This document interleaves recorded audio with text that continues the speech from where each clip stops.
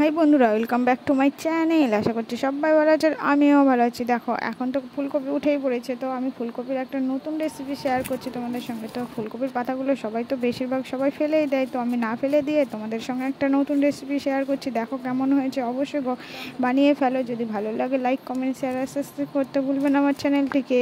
আর পাশে থাকা বেল আইকনটি বাজিয়ে দাও, তাহলে সবার আগে তোমাদের ফোনে নোটিফিকেশন চলে যাবে আমার ভিডিওর।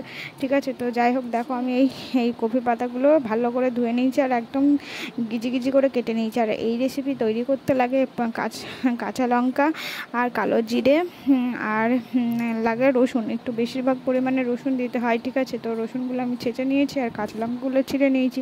তো কড়াইয়ে তেল দিয়ে দিচ্ছি। ঠিক আছে, কড়াইয়ে তেল দেওয়ার পরে দেখো কাঁচা লঙ্কা, রসুন আর কালো জিরেগুলো দিয়ে দিয়েছি। এগুলো একদম গোল্ডেন কালারের ভেজে নেবো, গোল্ডেন কালার করে। ঠিক আছে, তো দেখো তারপরে শাকগুলো দিয়ে দেবো। যদি আমার এই ভিডিওটি ভালো লেগে থাকে, তো এই রেসিপিটি ভালো লেগে থাকে, তো অবশ্যই তোমরা ঘরোয়া পদ্ধতিতে বাড়িতে বানিয়ে ফেলো আর খেয়ে দেখো কেমন গরম গরম ভাতের সঙ্গে যা সুন্দর লাগবে না, তো অসাধারণ। একটু বেশি করে তেল দেবে।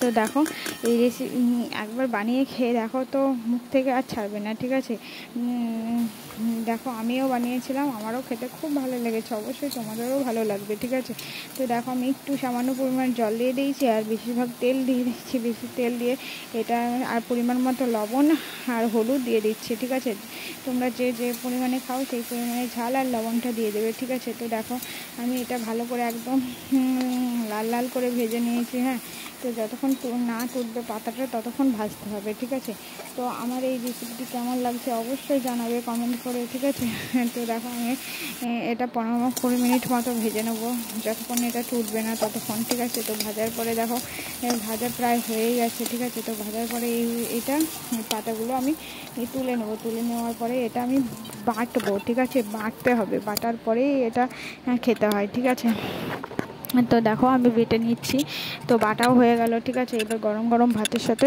টেস্ট করব। ঠিক আছে, তো দেখো কেমন হয়েছে অবশ্যই জানাবে, সঙ্গে থাকবে আর পাশে থাকবে। তোমরাও ঘরোয়া পদ্ধতিতে এটা বানিয়ে ফেলো, দেখো তোমাদেরও ভালো লাগবে। কফির পাতা বাটা, ঠিক আছে, ফুলকপির পাতা বাটা। তো দেখো আমি তো খেয়ে দেখছি খুব ভালো হয়েছে। এবার তোমরাও ঘরোয়া পদ্ধতিতে বানিয়ে ফেলো আর খেয়ে দেখো কেমন হয়েছে। আর যদি ভালো লাগে আমার চ্যানেলটি সাবস্ক্রাইব করে